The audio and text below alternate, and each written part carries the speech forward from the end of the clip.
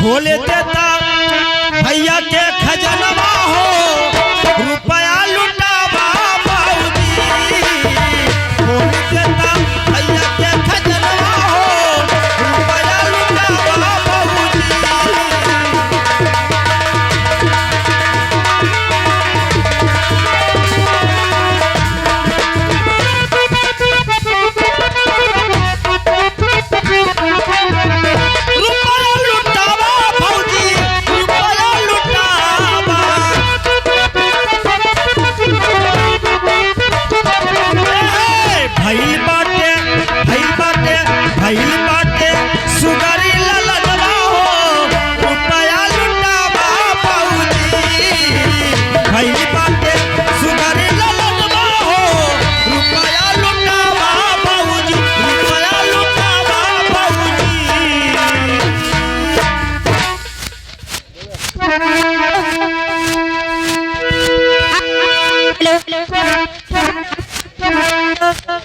Hello hello hello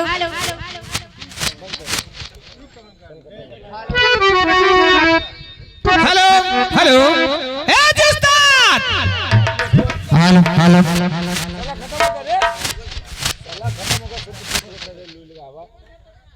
ए उस्ताद ओहो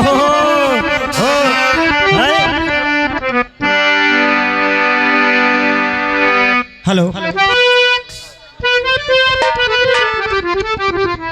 हेलो हेलो हेलो ए मास्टर अरे ननदी है भौजिया ए पठिया के नात तूनो अरे जानी हासिल कर रही हो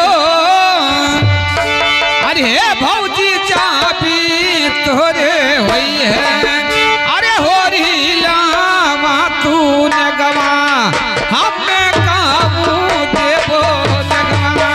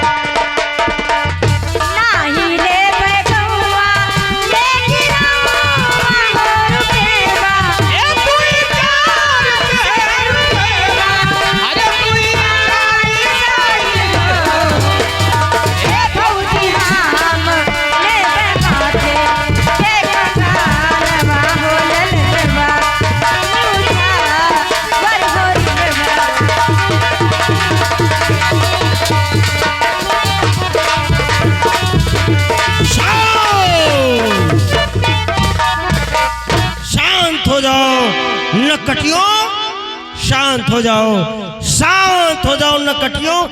ए दादा रे बाप नहीं नहीं कहते तुहरे ऊपर बहराइच के पीर बाबा आवत है। जय बजरंगबली। मैडम जी आप भाई हमारे कहना है गुल गाई गुलशन गाई गुल गुल गुल गुल